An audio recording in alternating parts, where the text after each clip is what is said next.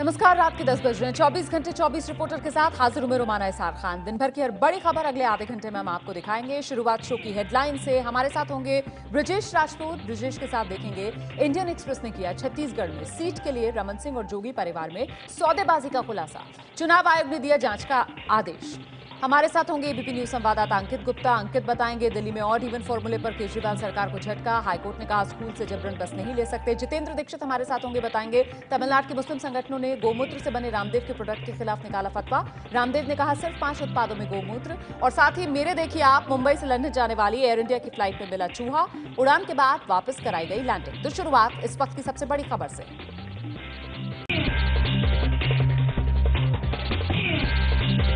Indian express के sting से छत्तीसगढ़ में सीट की सौदेबाजी का हुआ खुलासा। कांग्रेस उम्मीदवार को मैदान से हटाने के लिए हुई थी सौदेबाजी। अंग्रेजी अखबार इंडियन एक्सप्रेस ने अपने एक स्टिंग में पिछले साल छत्तीसगढ़ के अंतागढ़ विधानसभा सीट पर हुए उपचुनाव में राज्य के मुख्यमंत्री रमन सिंह के परिजनों और कांग्रेस नेता अजीत जोगी के बीच हुए लेन देन का खुलासा किया है। आरोप है कि बीजेपी को उपचुनाव में वॉकओवर मिल जाए, इसके लिए कांग्रेस उम्मीदवार को मैदान से हटाने के लिए सौदेबाजी हुई। हाँ, जल्दी करो, उसको अमित से बात कर लो। हैं? हाँ दीदी, हेलो दीदी भैया। हाँ, लेकिन उसमें अपने को यही प्रॉब्लम है, थोड़ा सा उसको बढ़ाना पड़ेगा आपका जो वो है ना। ऑडियो क्लिप में छत्तीसगढ़ के सीएम रमन सिंह की आवाज नहीं है, लेकिन उनका जिक्र किया गया है और उनके दामाद पुनीत गुप्ता की बातचीत है। कुछ और लोगों के साथ पूर्व सीएम अजीत जोगी और उनके बेटे अमित जोगी की आवाज का भी दावा किया गया है। एबीपी न्यूज इंडियन एक्सप्रेस के स्टिंग ऑपरेशन की स्वतंत्र पुष्टि नहीं करता है। स्टिंग में नाम आने के बाद कांग्रेस ने अपने नेता अजीत जोगी से मांगा जवाब। मुख्यमंत्री रमन सिंह का मांगा इस्तीफा।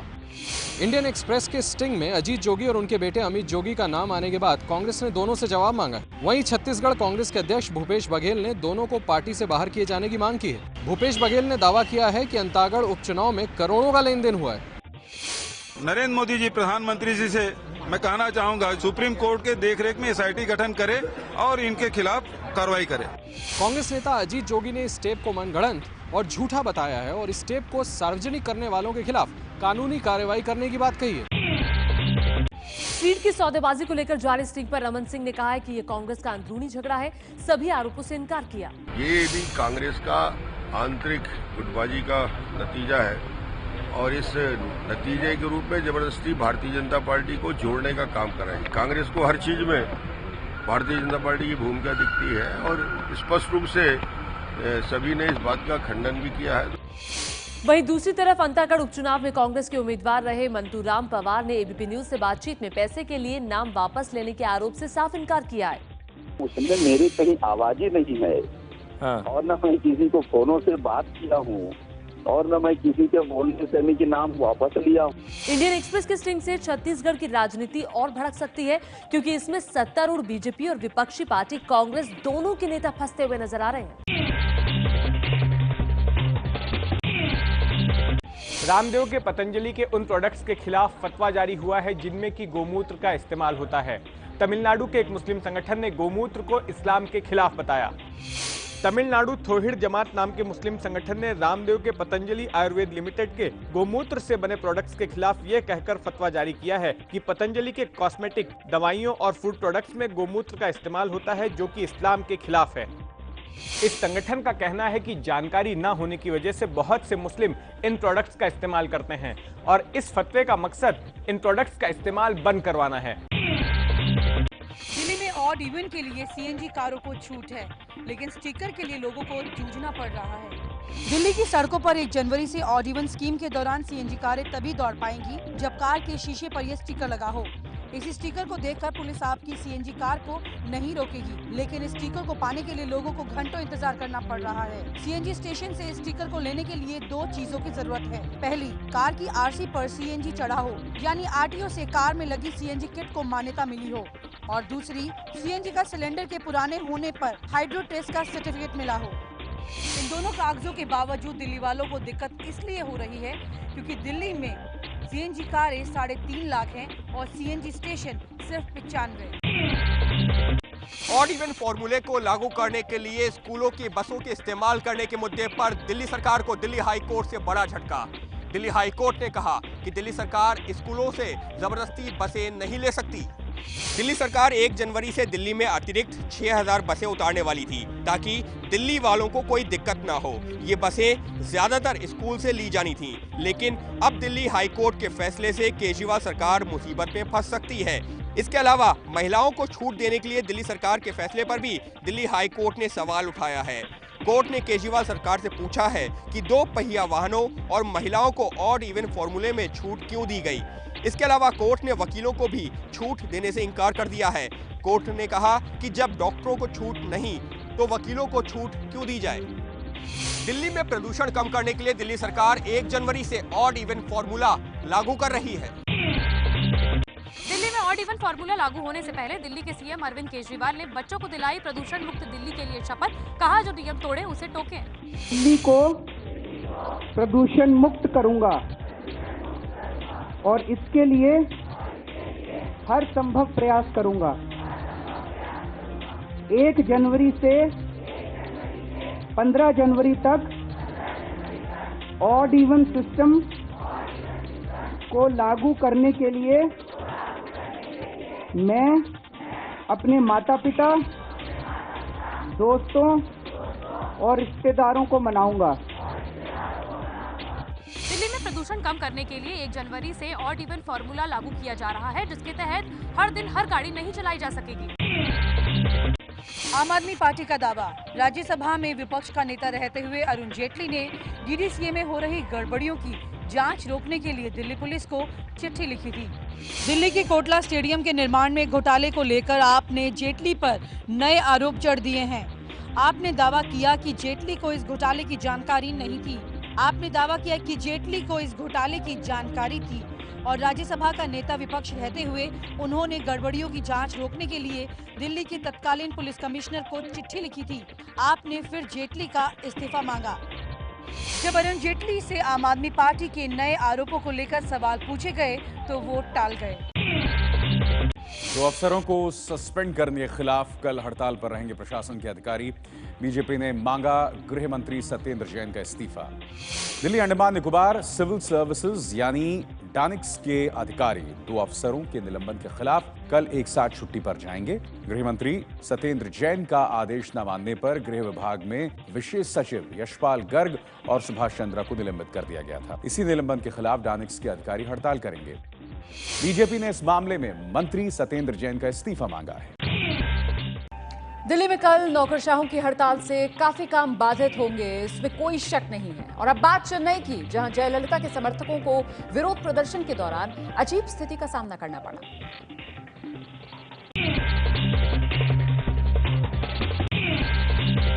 चेन्नई में प्रदर्शन के दौरान जयललिता की पार्टी के 3 नेताओं की धोती में लगी आग। तीनों नेता बचे बाल बाल। विलुपुरम में बस शेल्टर से तमिलनाडु की मुख्यमंत्री जयललिता के पोस्टर हटाने की मांग करने वाले डीएमडीके नेता विजयकांत का पुतला फूंकने के दौरान आग भड़क उठी और वहां खड़े जयललिता की पार्टी के इन 3 नेताओं की धोती में आग लग गई। हालांकि समय रहते आग पर काबू पा लिया गया, जिससे एक बड़ा हादसा होते होते बच गया। इससे पहले भी 14 दिसंबर को शिमला में पुतला फूंकने के दौरान कांग्रेस के कई कार्यकर्ता आग से झुलस गए थे।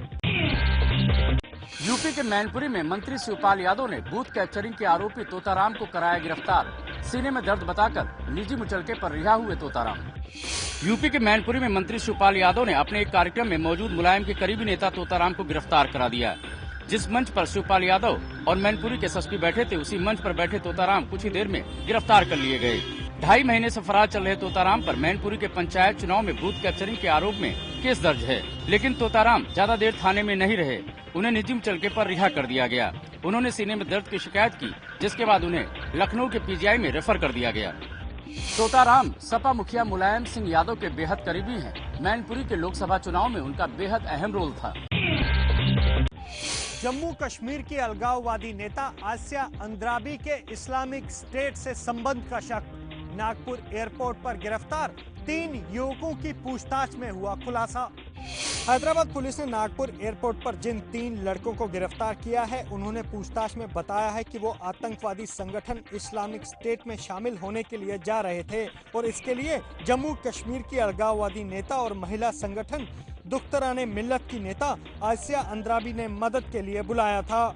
ये 3 लड़के अपने चाचा सईद सलाहुद्दीन के नाम पर आसिया से मिलने वाले थे। सईद सलाहुद्दीन प्रतिबंधित संगठन सिमी का प्रमुख रह चुका है, जिसके बाद आसिया इन्हें सीमा पार कराकर अफगानिस्तान के जलालाबाद भेजने वाली थी और उसके बाद इन्हें इस्लामिक स्टेट में शामिल होने के लिए सीरिया भेजा जाता। तीनों लड़कों के इस खुलासे के बाद जम्मू कश्मीर पुलिस ने आसिया अंद्राबी के खिलाफ जांच शुरू कर दी है। देश में पहली बार बनेगी 14 लेन की सड़क। दिल्ली से सटे नोएडा में प्रधानमंत्री नरेंद्र मोदी रखेंगे आधारशिला। देश से सटे नोएडा से होकर गुजरने वाले NH-24 को 14 लेन का किया जाएगा। ये देश की पहली सड़क होगी जो 14 लेन की होगी। इसमें 8 लेन का नेशनल हाईवे, 4 लेन का एक्सप्रेसवे और 2 लेन का साइकिल ट्रैक भी होगा। दिल्ली से मेरठ तक बनने वाले इस एक्सप्रेसवे की आधारशिला कल प्रधानमंत्री नरेंद्र मोदी रखेंगे।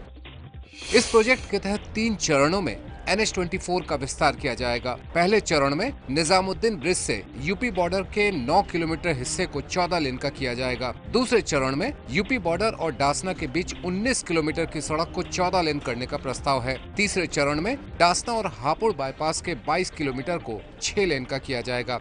14 लेन बनने के बाद NH-24 कुछ यूं दिखेगा। इस प्रोजेक्ट पर करीब 3000 करोड़ रुपए की लागत आएगी और ये करीब 2.5 सालों में बनकर तैयार होगा। विमान में चूहा मिलने के बाद मुंबई से लंदन जा रहे एयर इंडिया के विमान को वापस मुंबई एयरपोर्ट पर लैंड कराया गया। उड़ान के बाद ही एक यात्री ने विमान में चूहा होने की बात कही थी, जिसके बाद विमान को वापस मुंबई में लैंड करा लिया गया। फ्लाइट में चूहा होने की जांच के आदेश दिए गए हैं। मुंबई में जिस्म फरोशी के धंधे के लिए हाईटेक तहखानों का इस्तेमाल हो रहा है। मुंबई के अंधेरी इलाके में एक बार पर छापेमारी के दौरान पुलिस को ऐसा ही एक तहखाना मिला। मुंबई में अंधेरी के लोटस बार में लड़कियों को छुपाने के लिए बनाया गया ये तहखाना मिला है, जिसका गेट इलेक्ट्रिक स्विच से खुलता है। बार में 2 ऐसे तहखाने मिले हैं। बार में 4 लड़कियों को रखने की इजाजत है, लेकिन पुलिस ने यहां से 24 लड़कियों को बरामद किया। बार का मालिक और मैनेजर फरार है। साल 2005 में मुंबई में डांस बार पर पाबंदी लगा दी गई थी, लेकिन इसी साल अक्टूबर में सुप्रीम कोर्ट ने पाबंदी हटा दी थी। अभिनेता सलमान खान पर दिल्ली के खान मार्केट के व्यापारी केस कर सकते हैं। सलमान खान ने हाल ही में अपना online shopping portal Khan market online launch किया है। अभिनेता सलमान खान का कोर्ट कचहरी से पीछा ही नहीं छूट रहा है। दरअसल सलमान खान ने अपने जन्मदिन के दिन 27 दिसंबर को अपना नया online shopping portal Khan Market ऑनलाइन.com लॉन्च किया था। खबर है कि दिल्ली के खान मार्केट के व्यापारी इस टाइटल को लेकर सलमान खान पर केस कर सकते हैं। दिल्ली का खान मार्केट करीब 65 साल पुराना है और यहाँ 165 दुकानें और 35 रेस्टोरेंट हैं। हालांकि कानून के जानकारों का मानना है कि अदालत में ये मामला नहीं टिकेगा, क्योंकि व्यापारियों का आधार काफी कमजोर है। दिल्ली में बाइक सवार 2 मनचलों ने की दिन दहाड़े 2 लड़कियों से छेड़छाड़। बाइक पर पीछे लिखवा रखा था villain is back. Villain is back लिखी ये बाइक उन्हीं मनचलों की है जिन्होंने सरेराह लड़कियों से छेड़छाड़ की वारदात की। मामला दिल्ली के वसंत कुंज इलाके का है, जहां अपने पिता के साथ घर जा रही 2 नाबालिग लड़कियों के साथ बाइक सवार 2 युवकों ने छेड़छाड़ की घटना को अंजाम दिया। छेड़छाड़ का विरोध करने पर बेखौफ मनचलों ने लड़कियों के पिता के साथ मारपीट की और उनको घायल कर दिया। राहगीरों का विरोध करने पर दोनों युवक अपनी बाइक छोड़कर फरार हो गए। मौके पर पहुंची पुलिस ने बाइक को कब्जे में लेकर मामले की जांच शुरू कर दी है।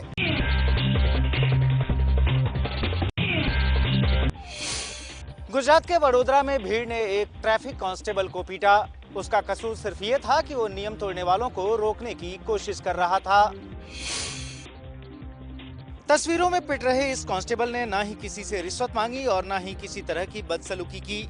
इसकी पिटाई अपना फर्ज निभाने की वजह से हो रही है।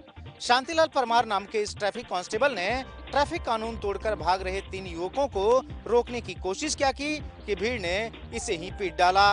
बताया जा रहा है कि ट्रैफिक कांस्टेबल से बचकर भागते वक्त एक बाइक सवार ऑटो रिक्शा से टकरा गया और उसे चोट लग गई। इससे गुस्साए लोगों ने बिना कुछ समझे ट्रैफिक कांस्टेबल शांतिलाल परमार की पिटाई कर दी। पुलिस ने हंगामा करने वालों के खिलाफ आगजनी और दंगे का केस दर्ज किया है। इस मामले में अभी तक 6 लोगों की गिरफ्तारी हुई है। भारतीय नौसेना ने किया बराक 8 मिसाइल का सफल परीक्षण। यह मिसाइल जमीन से हवा तक 100 किलोमीटर तक मार कर सकती है। इजराइल की मदद से बनी इस बराक 8 मिसाइल का कल रात 12 बजे और आज तड़के भारतीय नौसेना ने अपने वॉरशिप INS कोलकाता से सफल परीक्षण किया। अगर किसी मिसाइल से युद्धपोत पर हमला किया जाता है तो यह उसे पहले ही बर्बाद कर देगी। बराक 8 मिसाइल को DRDO और इजराइल ने संयुक्त रूप से बनाया है। दिसंबर का महीना खत्म हो चुका है और नए साल का इंतजार है, लेकिन इन सब के बीच आसमान से ठंड गायब है। मौसम में ठंड बिल्कुल भी नहीं है। आज भी दिल्ली का तापमान दिन के वक्त 22 डिग्री तक पहुंच चुका है। लोगों के लिए जाहिर सी बात है घूमने के लिए बहुत अच्छा मौसम है, क्योंकि अमूमन इस समय पर या तो कोहरा होता है या शीत लहर चल रही होती है, और ऐसे में अगर इतनी अच्छी धूप निकली है तो लोग उसका लुत्फ लेने यहाँ इंडिया गेट पर पहुंचे हुए हैं। और देख सकते हैं कि आज भी ये जो टेम्परेचर है, जो तापमान है, यही कहना है मौसम वैज्ञानिकों का भी कि 25 डिग्री तक पहुँच सकता है। आज भी 24-25 के बीच में उम्मीद है कि आएगा शाम तक ऑब्जर्वेशन। तो अब 24 प्लस जब टेम्परेचर चल रहा है तो उसे तो आदमी गर्म फील होगा ही दिन में। तो जो यहाँ पर घूमने आए हैं उनके लिए मौसम बेहद अच्छा। उनका कहना है कि नए साल पर भी अगर इसी तरह से मौसम रहेगा, अच्छी धूप निकलेगी, तो ये उनके जश्न में और इजाफा कर देगा। मराठी भाषा के मशहूर कवि मंगेश पाडगांवकर का 86 साल की उम्र में मुंबई में निधन। पाडगांवकर को उनकी चुटीली राजनीतिक कविताओं के लिए जाना जाता था। एक हात असते तर अनेक हातांनी केला असता सलाम, लेकिन माफ करना भाईयो, हात तर दोनच आणि त्यातला डावा लाथेच्या भयाने ठेवलेला गांडीवर, म्हणून फक्त उजव्या हाताने सलाम सलाम। मंगेश पाडगांवकर मराठी साहित्य के स्तंभ माने जाते थे। पाडगांवकर का जन्म 10 मार्च 1929 को महाराष्ट्र के सिंधुदुर्ग में हुआ था। पाडगांवकर ने अपने जीवन में करीब 40 किताबें लिखी, जिसको 23 भाषाओं में अनुवाद किया गया। साल 1980 में उनके कविता संग्रह सलाम के लिए उन्हें साहित्य अकादमी पुरस्कार से भी सम्मानित किया गया था।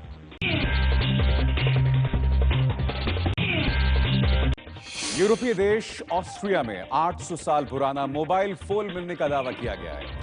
ऑस्ट्रिया के पुरातत्व विभाग ने खुदाई में किया बरामद। ये तस्वीरें कथित तौर पर उसी मोबाइल फोन की हैं जिसको 800 साल पुराना बताया जा रहा है। इस मोबाइल फोन को खुदाई में बरामद करने का दावा ऑस्ट्रिया के पुरातत्व विभाग ने किया है। हालांकि खुदाई में बरामद ये मोबाइल 90 के दशक के मोबाइल सेट जैसा ही लगता है, लेकिन मोबाइल के कीपैड में जो लिपि दिख रही है बेहद पुरानी लिपि क्यूनिफॉर्म है। वैज्ञानिकों का दावा है इस लिपि का इस्तेमाल मेसोपोटामिया सभ्यता के लोग किया करते थे। फिलहाल हम लोग जो बिना वायर के फोन का इस्तेमाल करते हैं वो 1970 के दशक में प्रचलन में आए थे। दक्षिण अमेरिकी देश चिली में घंटों चले रेस्क्यू ऑपरेशन के बाद एक व्हेल मछली को बचाया गया। बीच की रेत में फंसी इस व्हेल को पुलिस और नेवी के जवानों ने बचाया। ये बचाव अभियान की तस्वीरें चिली के एक बीच की हैं। ये बचाव अभियान बीच की रेत पर फंसी व्हेल के लिए चलाया गया। 20 मीटर लंबी व्हेल को कई घंटों के रेस्क्यू ऑपरेशन के बाद निकाला जा सका। पुलिस और नेवी ने स्थानीय मछुआरों की मदद से व्हेल को बचाया। व्हेल को बाहर निकालने के लिए एक बड़े से जाल का सहारा लिया गया। बीच पर घूमने आए लोगों और मछुआरों ने भी व्हेल को बचाने में मदद की। पश्चिम अफ्रीकी देश गिनी को इबोला वायरस से मुक्त घोषित कर दिया गया है। गिनी उन 3 देशों में शामिल था जिन पर इबोला वायरस का सबसे ज्यादा प्रभाव था।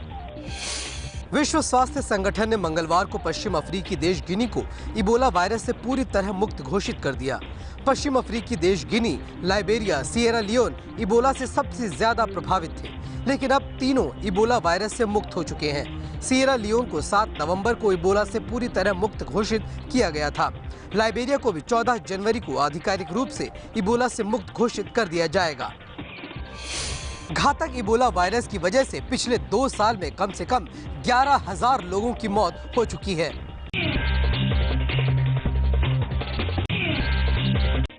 कमाई के मामले में फिल्म दिलवाले से आगे निकली रणवीर सिंह और दीपिका पादुकोण की फिल्म बाजीराव मस्तानी। फिल्म ने अब तक कमाए 131 करोड़। कमाई के मामले में शाहरुख और काजोल की फिल्म दिलवाले को बाजीराव मस्तानी ने पीछे छोड़ दिया है। दिलवाले की जहां अब तक घरेलू बॉक्स ऑफिस पर कुल कमाई 130 करोड़ रुपए है, वहीं बाजीराव मस्तानी अब तक कुल 131 करोड़ 45 लाख रुपए का कारोबार कर चुकी है। दोनों ही फिल्में एक ही दिन रिलीज हुई। और पहले दिन शाहरुख खान की फिल्म दिलवाले ने 21 करोड़ 80 लाख रुपए कमाए थे, जबकि बाजीराव मस्तानी ने सिर्फ 12 करोड़ 80 लाख रुपए का ही कारोबार किया था। विदेश में हालांकि दिलवाले की धूम है। बाजीराव मस्तानी विदेश में दिलवाले से थोड़ी पीछे है।